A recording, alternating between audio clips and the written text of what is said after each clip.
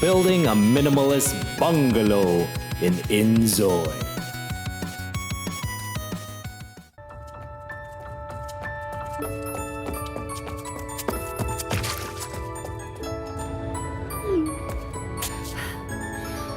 Hey, how are ya? Welcome to An Introvert's Paradise. I'm Kendrick Kaiju, and today we're looking at inZoi's Creative Studio build mode, meaning we're building a house today. And I'm not gonna lie, out of all the things that I've done in The Sims where I've gradually improved, I would say building a house isn't one of those things. Oh, I've built a lot of houses in The Sims, but they were all kind of the same, very minimalistic, very functional. Never anything elaborate. Believe me, I've wanted to. I've watched plenty of YouTube videos of other people creating houses and the amazing job they've done, and I've been like, oh my god, I want to be able to do that. I've just never been able to do that. It's now a goal of mine. Someday, I'll be good at making houses. Just not today. Today will be my, second crack at making a house, because you're watching a second take on the same house, because the first take, understandably, I'm unfamiliar with the tools. Like, I didn't even read any of the instructions. I'm like, I've built a million sim houses in my day. I know how this goes. And sure, the principles are the same. Building a house is the same. But the control set is different. So there was so much struggle, and because I was so excited and curious about the different things that you can do in this, and just because I didn't have a solid game plan, I was just trying out different things. All the stop-starting and changing my mind, it wouldn't have been a fun video to watch. You would have been like, God damn it, would you pick a direction already? And in this video, I picked a direction. I knew exactly what I wanted to do. So I feel like it'll be a better video viewing experience.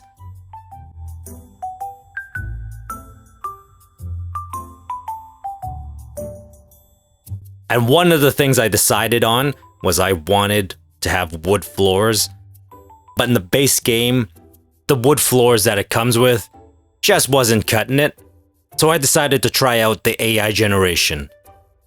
I just typed in wood plank floors, and then boom, wood plank floors. I don't think I could color it. I think that's why I went back and said, well, I want it in black, so I just put in wood plank floors in black, and then boom, that's it right there. So, my god, what a great addition to this game. What a great tool to use. I understand there's some controversy around it, but honestly, it's like, for the most part, other than people like me who are making videos of it, most people are just playing for themselves. They're not making money off of this. There's a very good chance I won't be making money off of this. So I think it's a great tool to use to make your sim gaming experience much better. It's better than what EA's been doing. Oh, it's not in the game? We'll just have to sell it to you later then. Aren't we great people? So I think I've realized what my approach is to making houses.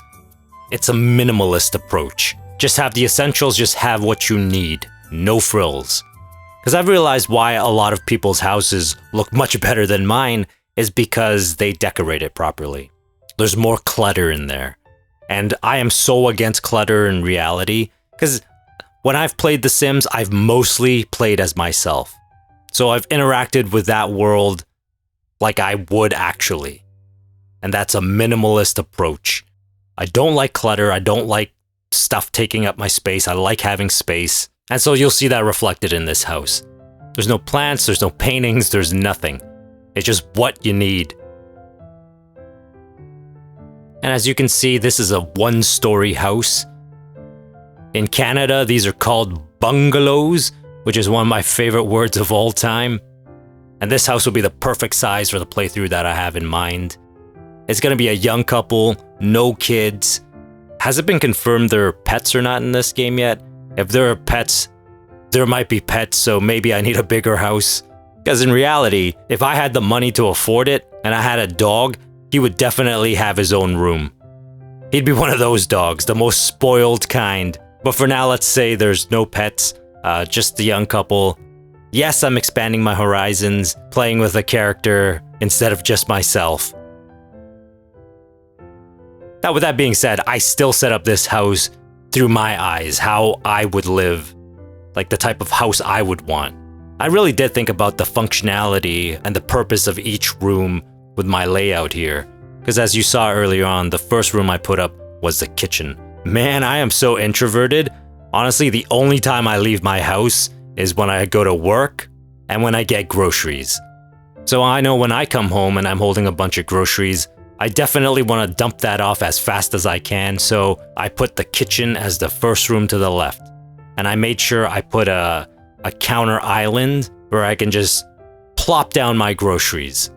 And so that's the first room to the left. And the first room to the right is the bathroom. After a long day at work, the first thing I do is go and take a shower, so I want that to be the other closest room. You see what I'm talking about, the functionality? I put in this home gym because A, in real life, I want a home gym. But B, also, the two characters I'm going to play as are going to be a firefighter and K-pop idol, respectively. Both fields require them to be in good shape, so instead of wasting what little free time they have going to the gym, why not have one at home? And you also see a microphone and guitar for that purpose, because the girl Mia, she's going to be a K-pop idol. So she's gonna need to keep practicing her craft, even when at home. And I have a living room towards the back where they can just chill out at the end of the night, watch some TV, read a book maybe.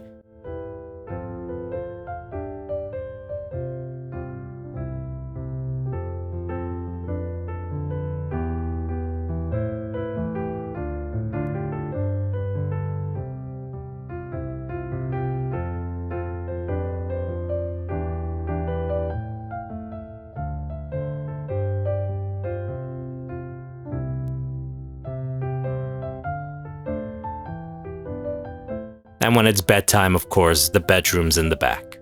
That's where they finish their day. That's why it's furthest away.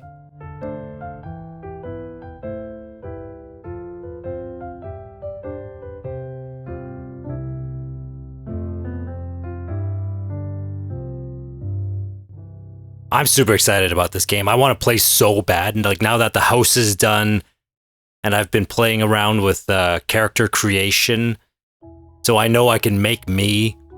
I have a pretty good idea of what I want to do with the two characters, like how I want them to look.